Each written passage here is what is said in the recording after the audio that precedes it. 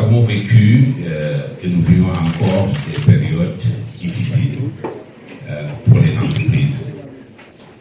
Et cela est dû à plusieurs facteurs, les uns qui sont des facteurs endogènes, les autres qui sont des facteurs exogènes. Je crois aussi qu'il est constant et patent de dire que notre pays a fait un virage ces derniers mois dans sa gouvernance globale. Et il était temps aussi que les entreprises saisissent cette opportunité-là aussi pour se questionner profondément.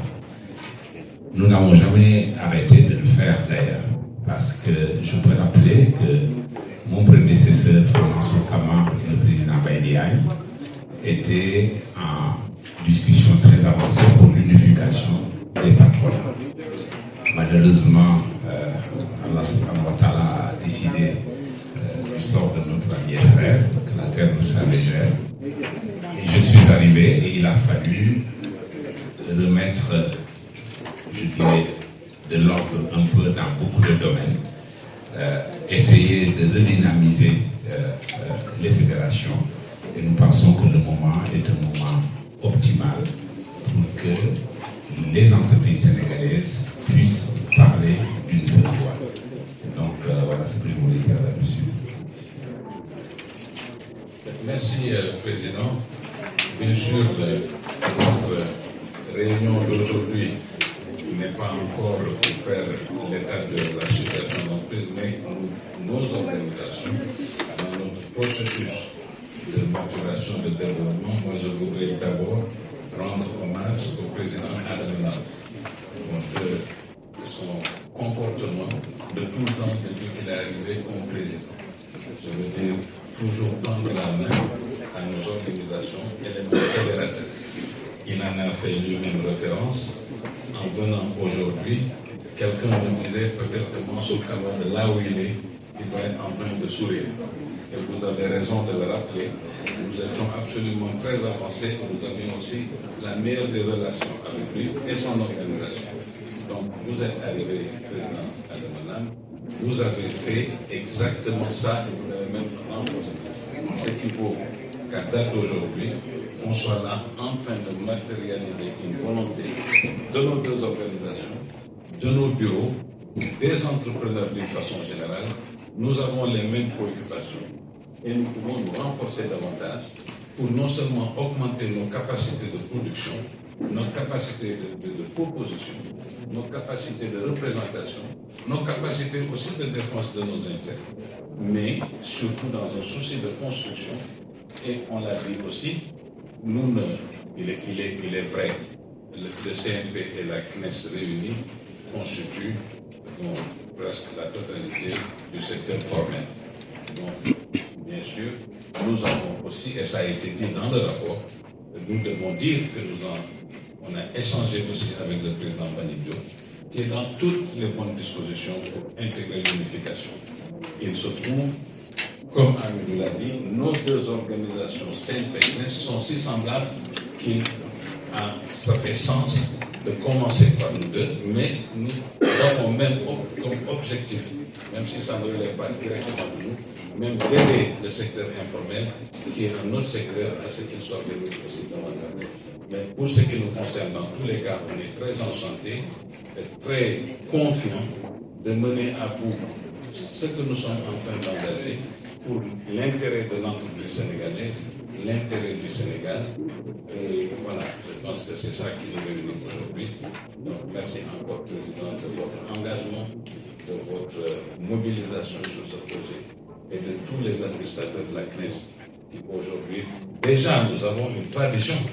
Nous travaillons ensemble, nous travaillons totalement ensemble. On a la même commission, notre commission sociale, on fait tout ensemble déjà. La commission fiscalité, on fait tout ensemble. Et au niveau du sommet, quand des questions importantes se posent, nous nous voyons et nous en discutons. Encore une fois, merci, Président. Des questions, en tout cas, ce que je peux ajouter comme éclaircissement sur ce patriotisme économique, vous avez vu que nous, c'est notre ADN à la CNES. Patriotisme économique, préférence nationale, préférence communautaire. Et c'est heureux aussi de rappeler que les deux entités qui se réunissent ont partagé aussi le même idéal. Donc il sera très aisé de comprendre que ce processus sera continu. Nous voulons que le Sénégalais, l'entrepreneur sénégalais ou le Sénégalais lambda soit un citoyen à l'aise dans son propre pays. Nous voulons que les leviers de commande d'une grosse partie de l'économie soient entre les mains des Sénégalais qui entreprennent. Cela interpelle effectivement l'État, le nouveau régime qui vient d'arriver, mais cela aussi interpelle les hommes d'affaires que nous sommes. Les hommes d'affaires, nous devons apprendre de nos erreurs du passé pour essayer de ne pas reconduire les mêmes. D'abord, nous devons apprendre à nous écouter, à nous entendre, à nous unifier. C'est ce que nous voulons donner. Nous devons apprendre à se dire aussi que l'atomisation de nos structures ne peut pas être une voie pérenne capable d'atteindre un monde qui est globalisé. Nous devons apprendre aussi à parler avec nos autorités pour que le tout politique soit en tout cas bien atténué pour que l'économie prenne sa place fondamentalement dans le développement de nos pays. J'ai l'habitude de dire que c'est le pouvoir politique qui oriente l'action économique, mais c'est de nos actions économiques que nous pouvons, si vous voulez, décliner d'autres actions sociales. C'est cela que nous voulons et c'est cela aussi qui est annoncé par les autorités en termes d'orientation. Je rappelle simplement que nous avons été parmi les premières organisations à être reçues par les autorités, qui nous ont réaffirmé leur disponibilité à ce que tout ce qui peut être fait par les Sénégalais ne sera plus remis entre les mains des étrangers. Mais avec une condition, soyez en mesure d'assumer cette responsabilité. Assumer cette responsabilité, c'est justement mettre le pas de l'union. C'est l'union qui fait la force.